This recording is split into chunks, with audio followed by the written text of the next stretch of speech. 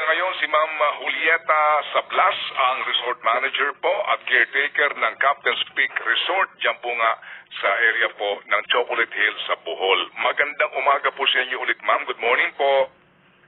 Yes, good morning po, Ma'am Baby. Opo. Thank you, ha. Madamong salamat, ma'am.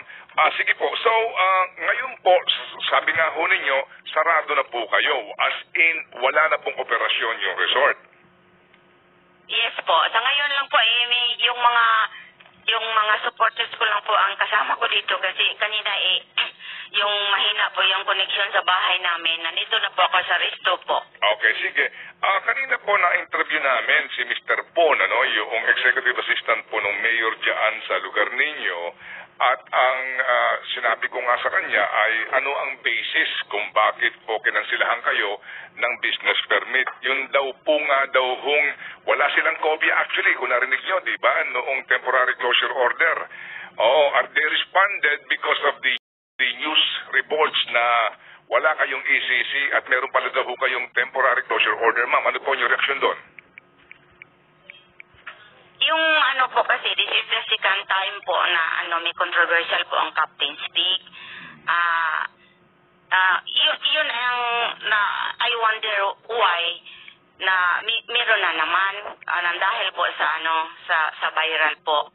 Last time, meron po silang ginawa na parang naghingi po ako sa LGU ng parang to fill kasi yung barangay road is passing by going to Canmano from the Libertad Norte going to Canmano po. And then we are asking the LGU kung pwede pagdandat namin yung amin na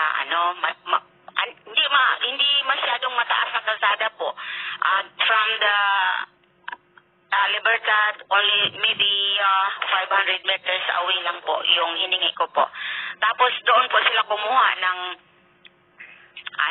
yung grava para i-fill up po yun sa kalsada. Yun ang first time na nag-viral kasi meron pong nakapunta dito na hindi umabot po sa inyo yung the free mga nakita nila po yung hindi siguro nagustuhan nila. Yun, nag-viral. Pagkatapos, in-evaluate doon po kami sa proseso like this na lahat ng mga government agency po dito, lahat ng mga SP po, kanilang nag-order po sila sa Pambi sa DNR na i-measure po yung mga structures po namin sa Captain's Peak sa loob ng swimming pool. So far, wala naman po kaming violation doon. Yun po yung meron pong mga changes na mga kulay na hindi pa namin nagawan ng paraan kasi umuulan. Sige.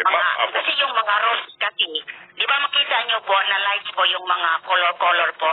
Ito po yung labag namin na bakit hindi po na-i-blend po sa kulay ng Chocolate Hills. Okay. Ayun lang po siya. Sige po. Ma'am Juliet, para ho mas maintindihan namin po ito at nang nakikinig ang sitwasyon ninyo. So, paano kayo nagsimula dito sa pagpaplano ninyo? Opo, ano ho ang, kumbaga, sino ang una nyong nilapitan at saan kayo humugot ng lakas na loob para magtayo ng negosyong ito? Meron bang, paano po? Hello po? Hello, ma'am. Narinig niyo po yung tanong ko? Ayun sa simula po, nagtatanong po kami kung saan po kami magsimula. Kumuha po kami ng, yung lahat-lahat ng mga requirements kung saan po kami mag-start, saan pong department ng government po. The LGU, yung sinabi po ni Pastor Bon is totoo po yun. The LGU is only the second to approve the project like this belong to the protected area. Yung mga projects po namin lahat, in-engage po namin sa session ng Pambi, which is the Pambi DNR. O 3 beses siguro tinadakol nila po yung lahat ng mga structures na dapat namin itayo. Merong approve, meron din i-reject nila. Like the G-plan, not allowed kasi yung G-plan nasa sa tuktok po. Okay. Yung sabi nila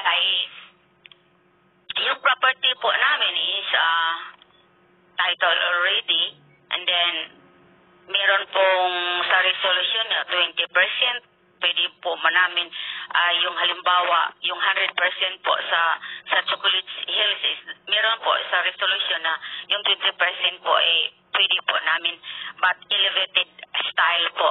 Yung merong hagdan lang, ganun lang po. Yes po. Yung makita ninyo sa slide. Yes, ma'am. O, sige po.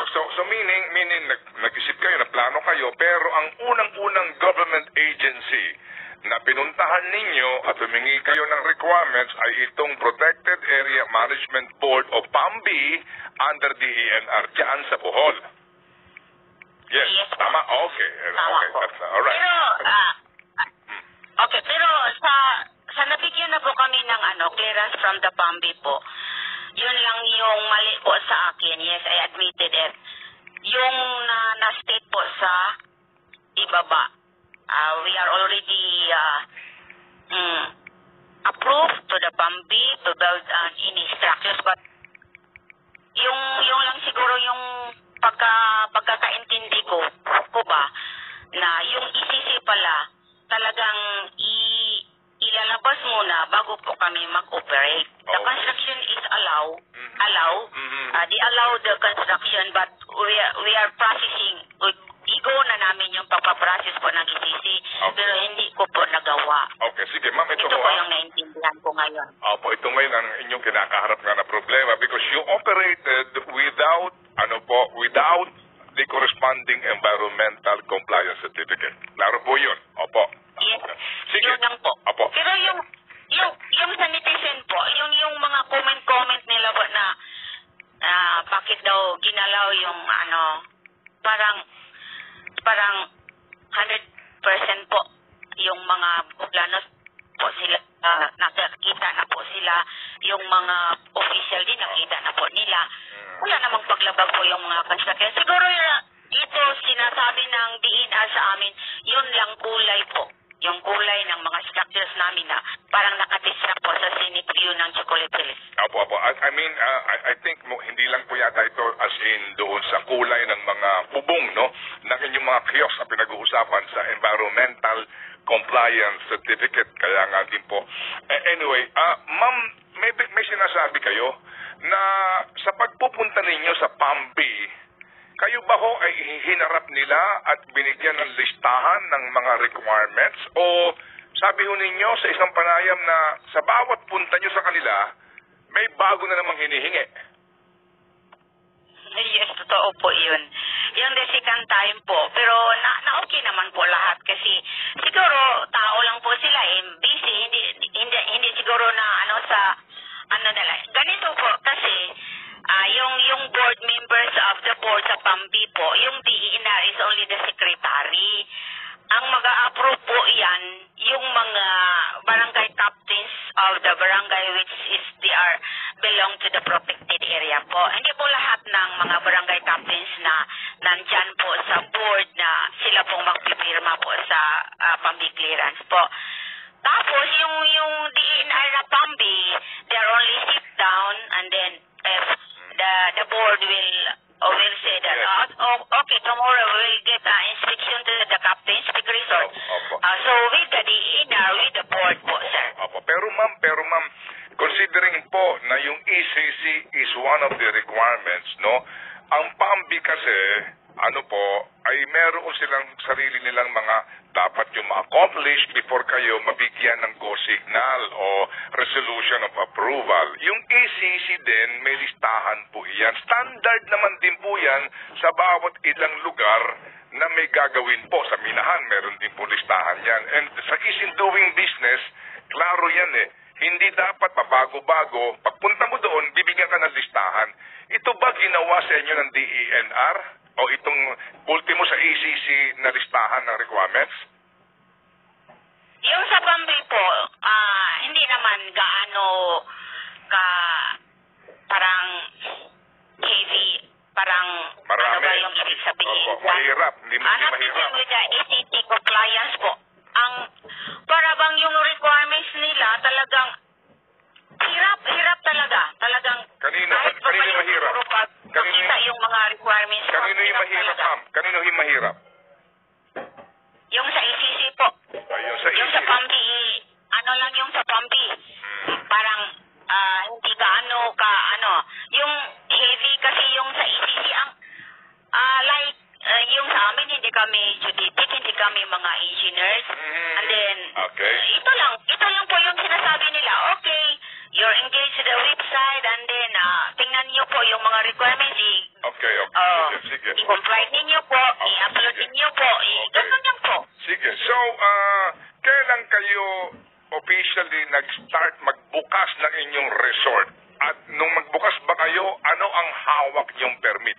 Yun lang po, PAMBI clearance, and then the building permit, the business permit, the DDTI, the DIR.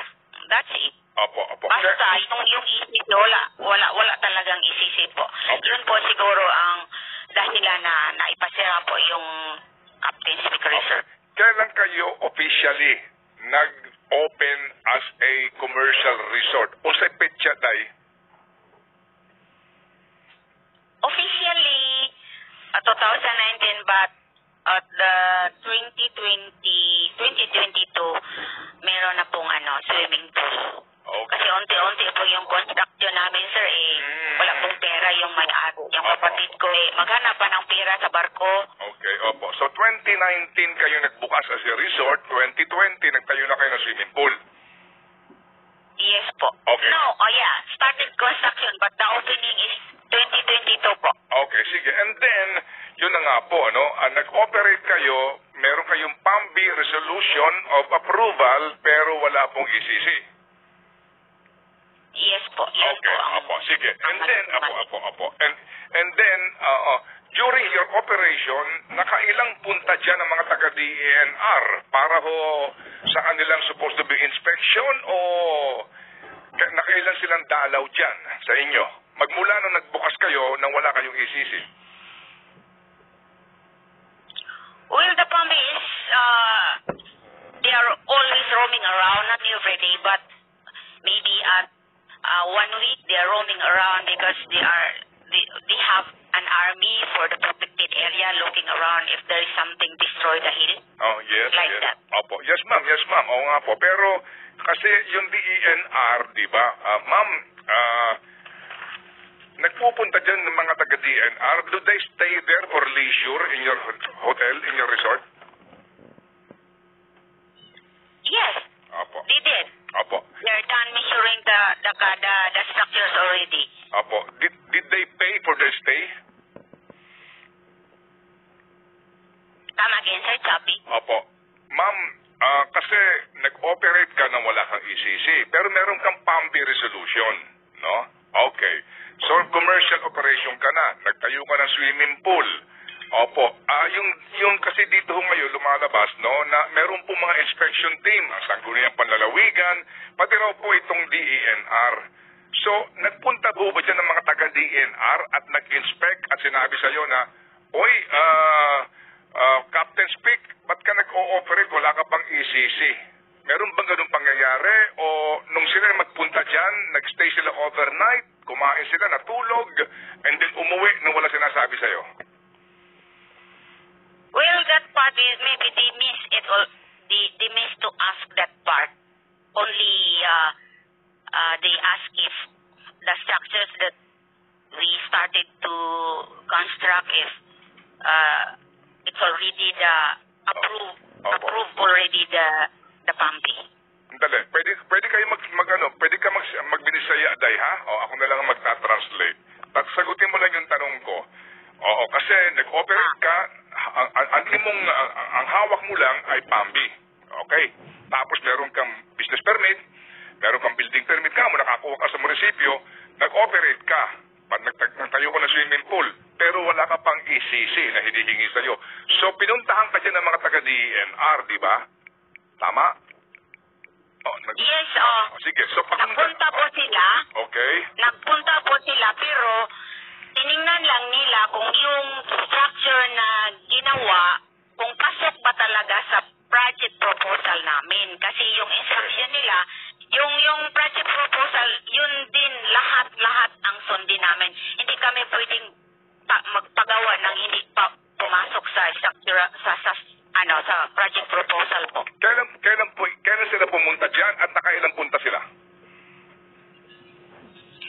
you remember? Sa imong panghuna-huna ba, sa imong pagtigam nimo, sa pag-aalala mo, ilang beses sila pumunta dyan? Sa kung gingon mo, Mang Ted, ang ganang Pambi, they are always roaming around the protected area. Okay. Doon na sila ay army. Okay. What we call this, the people to roaming around. Doon na sila ay... Sige, klaro na po yun. Klaro na yung Pambi na yan na madalas dyan. Kasi nga, meron silang protected, meron silang grupo, no? So, alam nila na go-operate ka, kumbaga. Kahit na wala kang isisi, they know that you're operating. Yun mismong taga-DENR, itong mga taong ito. Pati yung ngayon na inutusan na, na mag-imbestiga dyan. Itong pangalan itong taga-DENR na ito. Kukunin ko mamaya. Sige. So, nakailan sila punta sa iyo?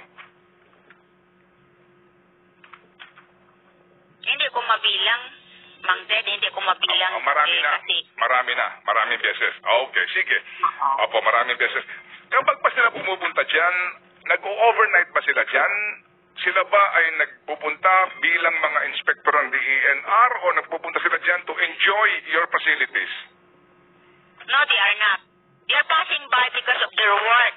Okay. Opo. So, hindi sila pumupunta dyan para naman mag-enjoy sa your facilities? Wala po nangyari na ganun. Okay, very good. Sige. So, sa ngayon, ganito. Saan kinuha ng kapatid mo ang puhunan dyan at mga magkano ang nagasta ninyo? Yung kapatid ko po, galing po kami sa probinsya sa Mindanao, hindi po kami taga-Bohol. Pagkatapos meron po siyang naisisip na po, kasi single po yung kapatid ko, bumili siya ng lupa na dito po sa Bohol, it will siguro mga almost 6 hectares po na may chocolate mills. Tapos, yun na po. Okay. Unti-unti po na siguro sa isang taon may isang structure na pwedeng ipagawa. So, hindi kayo nag-loan sa bangko, hindi kayo nang-utang sa bangko? Wala po. Walang ganun. Step by step po. Every year meron pong itatayo. Every year merong isa, dalawa. Ganun po. Ang hirap na dinaanan ng kapatid ko ngayon. Yes, sir. Yes, ma'am. I sincerely understand. Kaya nga, ito hong aking po tinatanong para maintindihan nila. Diba, yung puhunan ninyo dito, at bagamat inaamin nyo, may pagkakamali nga kayo, pero yung hirap na inyong dinanas dito. Ngayon, ma'am, sa sitwasyon na ito, na inyong kinakaharap, na may kontrobersya dito, kayo ho ba, ano ang maaari ninyong magawa ngayon para makorek pa ito kung kaya pang makorek at handa pa kayo kung sakasakaling talagang pasaraduhan na po kayo at eventually hindi maging maganda ang desisyon ng gobyerno?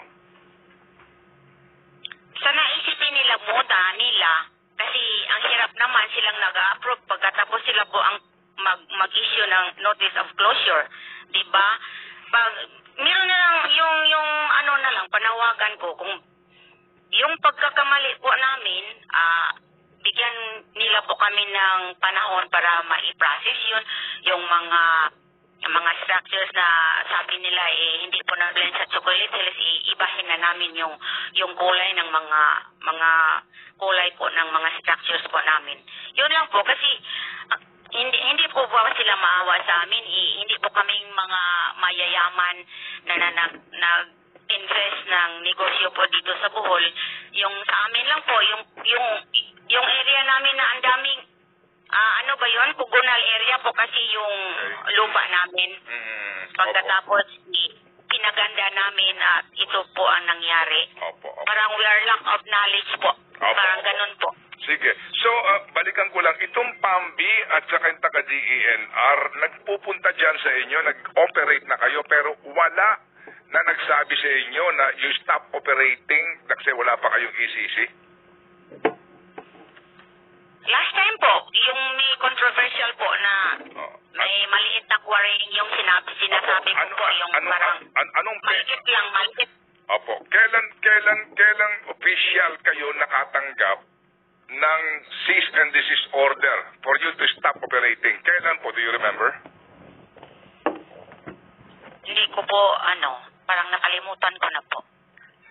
Pero but But you recall na merong official na papel na pinahihinto kayo sa inyong operasyon?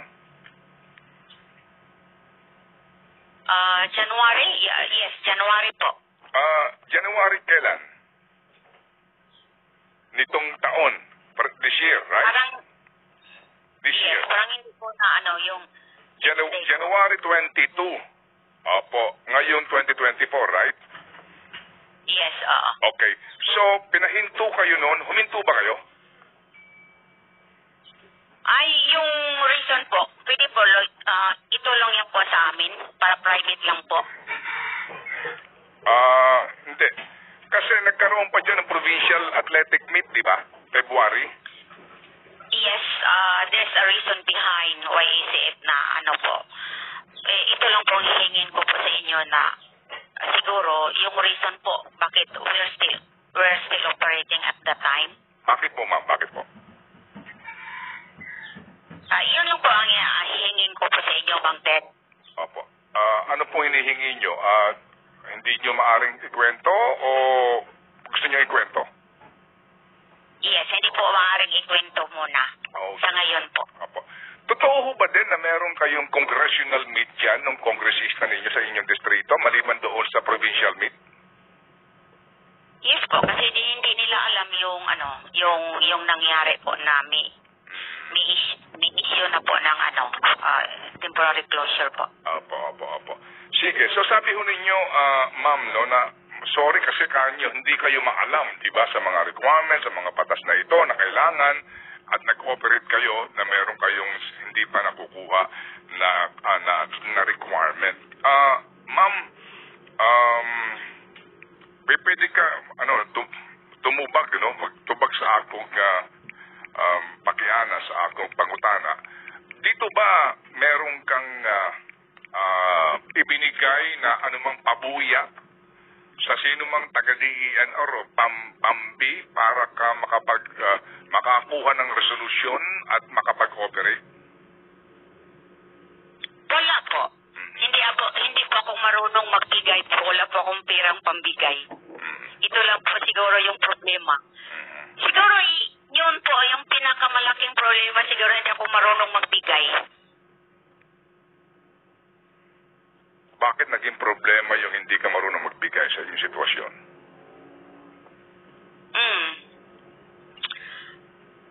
No comment po dyan, Mang Teddy. Opo. We understand. Naintindihan ko po, ma'am. I sincerely understand. Alright. Ito pong pambika ninyo na yung nagpapatrol, puro sila mga taga-barangay lang, walang taga-DENR doon, walang taga-provincial tsaka municipal? Wala. Kasi yung municipal, hindi na fit nila field yung Okay. Hindi nila trabaho yung mag-roaming around sa protected area. Okay.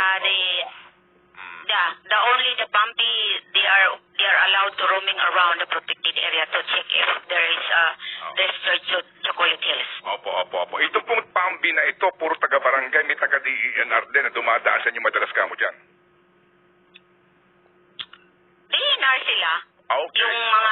Yung mga army nila, hindi namin kakilala yung mga army nila. Okay. They are passing by, they're roaming around. Opo. Sige. Yung pong, itong si Ariel Rica na Penro ng DNR dyan sa Bohol, gaano siya kadalas dyan? Before magkaroon ng kontrobersya, before noong September 6, before mag-September 6 ng 2023, gaano siya kadalas magpunta sa inyo?